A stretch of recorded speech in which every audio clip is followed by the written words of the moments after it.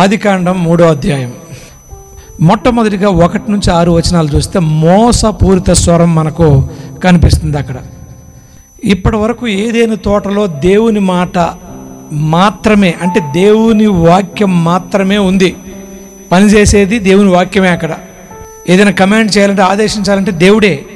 ఇలాంటి పనులు దేవుడు మాత్రమే చేశాడు. ఇప్పుడు మరొక స్వరం, కొత్త వాయిస్ వచ్చేసింది సీన్లోకి. అదే ఆ వాయిస్ ఏంటంటే మోసగాడు అయిన సాతాను మాట. వాడొక మోసకరమైన సర్పము. ఒకసారి 2 కొరింథీ 11:3 చూస్తే స్పష్టంగా ఈ మాట అర్థమవుతుంది. పౌలు గారు చెప్పాడు, చూద్దాము. 2 కొరింథీ 11:3 సర్పము తన కుయుక్తి చేత హవ్వను మోసపరిచినట్లు మీ మనసులను చెరపబడి క్రీస్తు ఎడలనున్న సరళత నుండి పవిత్రత నుండి ఎట్లయినను తొలగిపోవునేమో అని భయపడుచున్నాను. సర్పం అంటే సాతాను గాడు అవ్వను మోసం చేశాడు అని పౌలు గారు చెప్పుచున్నాడు. వాడు అబద్ధాలకు కారకుడు మరియు హంతకుడు. ఎవరు చెబుతున్నారు ఈ మాట? యేసు చెబుతున్నాడు. చూద్దాం యేసు ఎక్కడ చెప్పాడంటే యోహాను సువార్త 8:44 మీరు మీ తండ్రి యగు అపవాది సాతాను సంబంధులు, మీ తండ్రి దురాశలు నెరవేర్చగోరుచున్నారు. ఆది నుండి వాడు నరహంతకుడయ్యుండి సత్యమందు నిలిచిన వాడు కాడు, వాని యందు సత్యమే లేదు. వాడు అబద్ధమాడునప్పుడు తన స్వభావమును అనుసరించి మాట్లాడును. వాడు అబద్ధికుడును అబద్ధికునికి జనకుడునయ్యున్నాడు. వాడి దగ్గర నుంచి సమస్తమైన అబద్ధాలు వస్తాయి. వాడి దగ్గర నుంచే అబద్ధం, మోసం, దగ వచ్చేది. అందుకనే ప్రభు అంటున్నాడు, వాడు నరహంతకుడు, అబద్ధాలకు కారకుడు, నరహంతకుడు. వాడు చేసిన పెద్ద తప్పు ఏంటంటే దేవుని వాక్యాన్ని మరియు దేవుని మంచితనాన్ని ప్రశ్నించడం. ఆదికాండము 3వ అధ్యాయం 1వ వచనంలో ఉంది, దేవుడైన యెహోవా చేసిన సమస్త భూజంతువులలో సర్పము యుక్తి గలదై ఉండెను. అది ఆ స్త్రీతో, ఇది నిజమా? ఈ తోట చెట్లలో దేని ఫలములైనా మీరు తినకూడదని దేవుడు చెప్పినా అని అడిగను. చూసారా, దేవుడు ఏదైతే చెప్పాడో దాని మీద సందేహము, అనుమానం కలిగేలా చేశాడు. దేవుడు ఇచ్చిన హెచ్చరికను తిరస్కరించాడు సాతానుగాడు. తిరస్కరించినట్లు కూడా చేశాడు వీరిని. 3వ అధ్యాయం 4వ వచనంలో ఉంది, అందుకు సర్పము మీరు చావనే చావరు. దేవుడేం చెప్పాడు? నీవు తినుదినమున నిశ్చయముగా సత్యత అని ఉంటే ప్రభు మాట్లాడితే వీడేం చెబుతుండే 3వ అధ్యాయం 4వ వచనంలో, అందుకు సర్పం మీరు చావనే చావరు అంటే ఏంటి? హెచ్చరికను రిజెక్ట్ చేశాడు. వాడు పెద్ద మోసగాడు. ఇంకొక పెద్ద తప్పు ఏంటంటే దేవుని సత్యానికి బదులుగా అబద్ధాన్ని ప్రత్యామ్నాయం చేశాడు. ఆదికాండం 3:5 ఉంది ఈ మాట, చదువుదాము. ఏలయనగా మీరు వాటిని తినుదినమున మీ కన్నులు తెరవబడిననియు మీరు మంచి చెడ్డలను ఎరిగిన వారై దేవతల వలె ఉందురనియు దేవునికి తెలియనని స్త్రీతో చెప్పగా.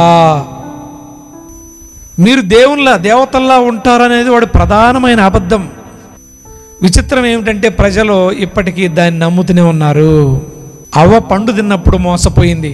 ఓ రకంగా చెప్పాలంటే అవ్వ అమాయకంగా మోసపోయింది వాడి ప్రభావం చేత, మోసం చేయడం చేత.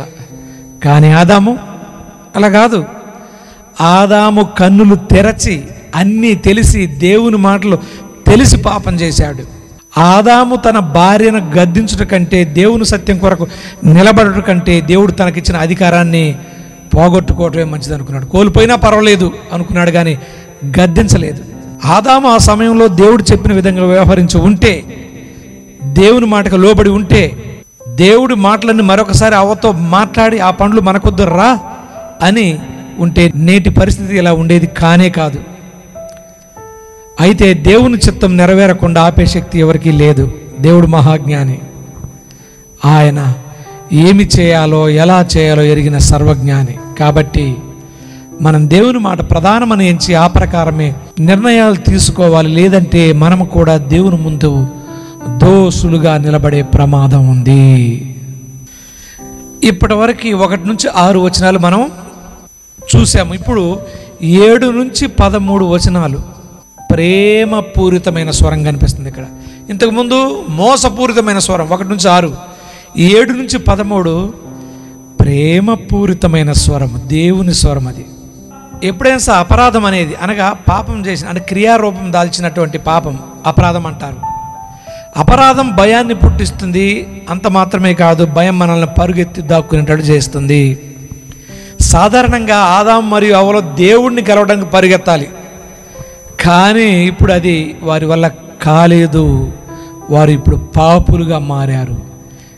ఏ ఒక్కడూ లేదు, అందరూ పాపం చేశారని బైబిల్లో సెలవిస్తుంది. రోమపత్రిక 3వ అధ్యాయంలో పాపులు తమ సొంత క్రియల ద్వారా తమ పాపాలను కప్పిపుచ్చుకోవాలని ప్రయత్నం చేస్తారు, కానీ దాచలేరు పాపాలని.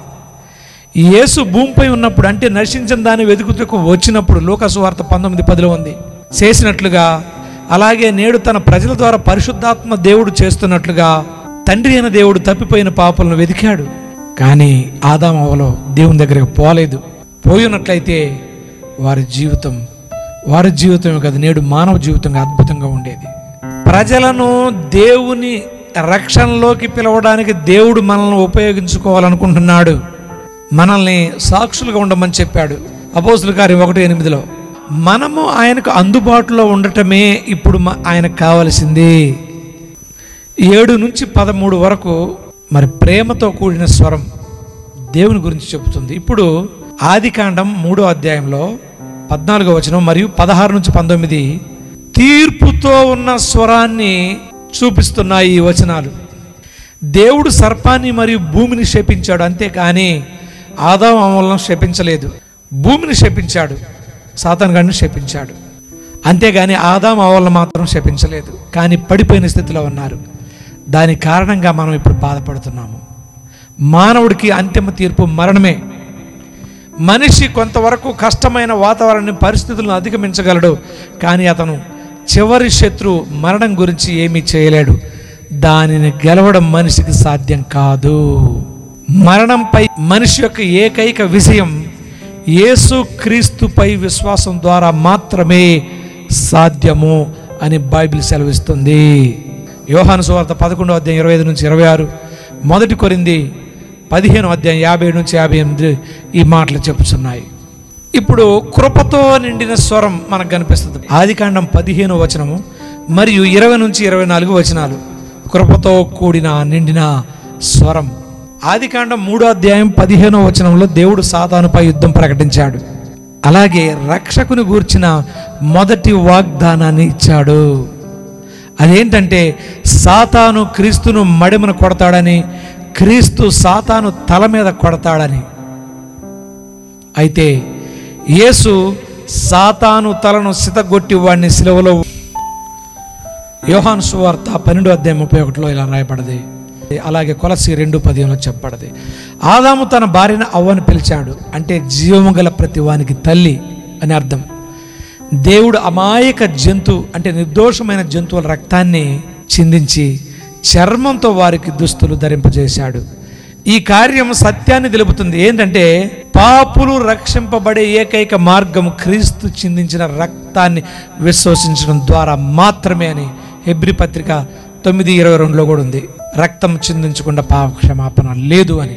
కేవలం యేసుపై విశ్వాసం ద్వారానే మనం రక్షణ పొందుతామని ఎఫెసీ 2:8 మరియు 9 వచనాల్లో కూడా ఉంది. యేసుక్రీస్తు చివరి ఆదాము అని 1 కొరింథీ 15వ అధ్యాయం 45 నుంచి 49 చెబుతున్నాయి. మొదటి ఆదాము యొక్క అవిధేయత మనల్ని పాపంలోకి నెట్టివేసింది, కానీ చివరి ఆదాము యొక్క విధేయత రక్షణ తెచ్చింది. రోమా 5వ అధ్యాయం 12 నుంచి 21. మొదటి ఆదాము అపరాధం వల్ల పరదేశు నుండి తరిమేయబడ్డాడు మనిషి. చివరి ఆదాము ఒక దొంగతో నీవు పరదేశులో ఉంటావని చెప్పాడు. లూకా సువార్త 23:43లో ఉంది.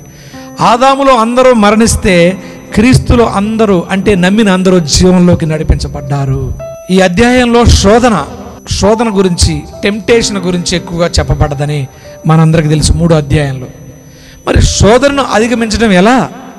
బైబిల్ పరిష్కారం చెప్పింది. ప్రతి దేవుని బిడ్డ శోధన అధిగమించగలడు.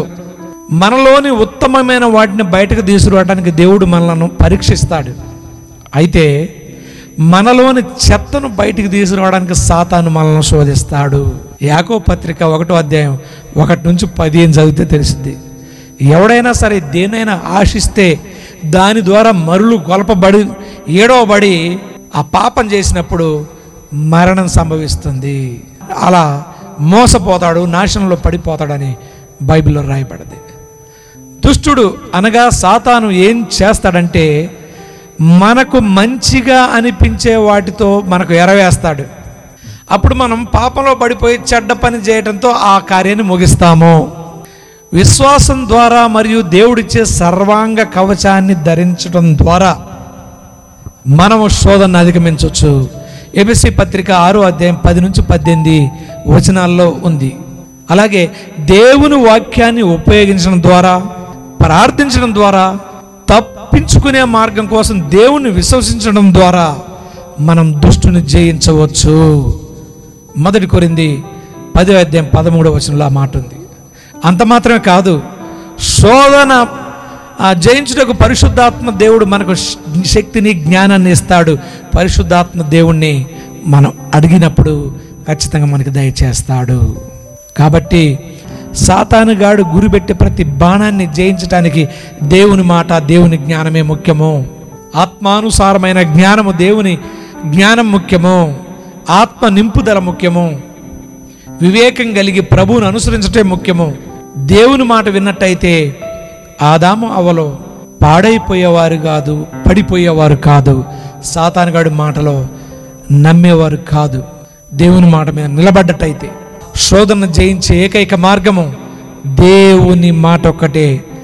జీవ గ్రంథంలో ఇవ్వబడ్డటువంటి ఈ దేవుని మాటను మనం హత్తుకున్నట్లయితే మన మీద ప్రయోగించే ప్రతి మోసం నుంచి మనం ఖచ్చితంగా బయట పడగలుగుతాము.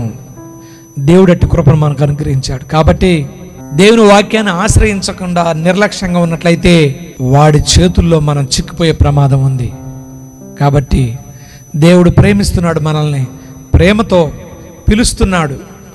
ఒకవేళ సాతాను శోధనలోనూ పాపను పడిపోయి ఉంటే నువ్వు ఆ స్థితిలోనే ఉండనవసరం లేదు. దేవుడు పిలుస్తున్నాడు ప్రేమతో, ఆ స్థితిలో నుంచి బయటికి రమ్మని. అక్కడి నుంచి కదులు, ఆ పడ్డ చోటే ఉండకు, కదిలి ముందుకు రా, నేను నిన్ను బాగు చేస్తాను, నీకు మరలా నూతనమైన సంతోషాన్ని, ఆనందాన్ని ఇస్తానని దేవుడు పిలుస్తున్నాడు.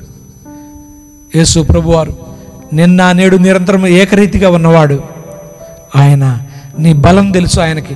ఆయన నీ బలహీనతలో బలాలు ఎరిగిన దేవుడు. నిన్ను ఎలా ఉన్నావో నువ్వు అలానే ఆయన ప్రేమించే దేవుడు. నీ పరిస్థితిని చూసి ఆయన జాలిపడే దేవుడు. నిన్ను ప్రేమిస్తున్నాడు, విడిపించడానికి సిద్ధంగా ఉన్నాడు. అయితే మన పరిస్థితి చెప్పటం ఒకటే మిగిలింది. చెప్పినప్పుడు ఖచ్చితంగా ఆయన మన బలహీనతల నుంచి, సాతానుడు కొట్టిన దెబ్బల నుంచి విడిపిస్తాడు. మనమందరం ప్రభు పాదాల దగ్గరకు వచ్చి మన జీవితాలని ఆయనకు అప్పగించాలి. అప్పుడు శ్రేష్టమైన మార్గం నడిపిస్తాడు. అద్భుతమైన ఆశీర్వాదకరమైన జీవితం ఇవ్వటానికి ప్రభు నిన్ను ప్రేమతో పిలుస్తున్నాడు. నీ జీవితాన్ని ప్రభువుకు సమర్పించు. God bless you.